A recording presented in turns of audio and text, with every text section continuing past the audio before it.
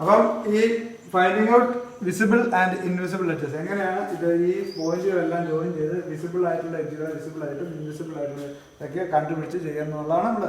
അപ്പോൾ ഒരു എക്സാമ്പിൾ പ്രശ്നമാണ്. നമ്മൾ ആദ്യം എച്ച് പിക്ക് ഇൻക്ലിനേഷൻ കൊടുത്തു, അത് കഴിഞ്ഞിട്ട് ഇപ്പോൾ ബി പിക്ക് ഇൻക്ലിനേഷൻ കൊടുത്തിരിക്കുക. ഇതൊരു ഫ്രണ്ട് വ്യൂ ആണ്. അപ്പോൾ ഫ്രണ്ട് വ്യൂവിൽ എപ്പോഴും ഫ്രണ്ടിൽ നിന്ന് നോക്കുമ്പോൾ കാണുന്ന ഏറ്റവും ഫ്രണ്ടിലായിട്ടുള്ള ഇതുകളാണ് വിസിബിൾ ആവുന്നത്. അപ്പോൾ ഫസ്റ്റ് സ്റ്റെപ്പ് എപ്പോഴും വിസിബിൾ ബേസ് ഐഡന്റിഫൈ ചെയ്യാന്നുള്ളതാണ്. അപ്പോൾ ഇവിടുന്ന് മുമ്പോട്ടാണ് നമ്മൾ തിരിച്ചിരിക്കുന്നത് കേട്ടോ. ഇത് ഇവിടുന്ന് ഇങ്ങനെയാണ് തിരിച്ചിരിക്കുന്നത്. അപ്പോൾ മുമ്പോട്ടാണ് തിരിച്ചിരിക്കുന്നത്. അപ്പോൾ മുൻവശത്തുള്ള ബേസ് ഇതാണ്. അപ്പം മുൻവശത്തുള്ള ബേസ് വിസിബിൾ ആയിരിക്കും. അപ്പം ആ വിസിബിൾ ബേസിലുള്ള എല്ലാ ബേസ് എഡ്ജസും വിസിബിൾ ആയിരിക്കും. അപ്പോൾ ഇവിടെ base edge visible base edge ABCD ആണ്.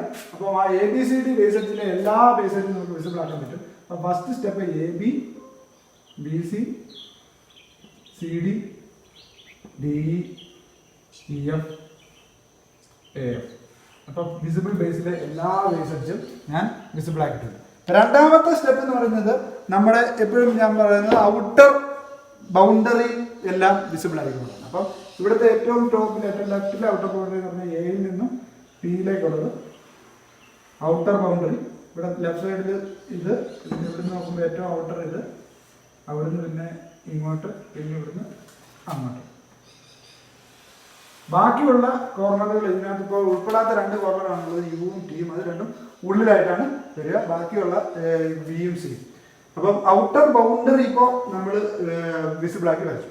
ഇനി ഇതൊരു ഫ്രണ്ട് വ്യൂ ആകുമ്പോൾ ഏറ്റവും മുൻവശത്തുള്ള ബേസുകൾ, അപ്പം ഈ ആക്സിസിന്റെ മുൻഭാഗത്തോട്ട് വരുന്ന എഡ്ജുകൾ, അപ്പം ഈ QB RC AP ഈ 3 വിസിബിൾ ആവാനുള്ള സാധ്യത കൂടുതലാണ്. അപ്പം ഇത് ഏറ്റവും ഫ്രണ്ടിലോട്ട് വരണം, മറ്റേത് പുറകിലോട്ട്. അപ്പം ക്യൂവും ബിയും ജോയിൻ ചെയ്തിട്ടുള്ളത് വിസിബിൾ ആയിട്ട് വരയ്ക്കാം. അതാണ് അടുത്ത സ്റ്റെപ്പ്. വിസിബിൾ ഏറ്റവും മുൻവശത്തുള്ള എഡ്ജുകളെ വിസിബിൾ ആക്കുക. അതുപോലെ CR അല്ലേ, CR. QB ഓൾറെഡി വിസിബിൾ ആക്കി, CR വിസിബിൾ ആക്കി, AP അത് ഓൾറെഡി നമ്മൾ വരച്ച് കഴിഞ്ഞു. അപ്പം അത്രയും കൂടി വിസിബിൾ ആക്കിയിട്ടുണ്ട്. ഇനി നമ്മൾ ബാക്ക് സൈഡിലേക്ക് പോകണം. ബാക്കിലുള്ള ഏറ്റവും ബാക്കിലുള്ള കോർണറുകൾ യുവും ടിയുമാണ്. ആ ബാക്കിലുള്ള കോർണറുകൾ ഉള്ളിലുമാണ്.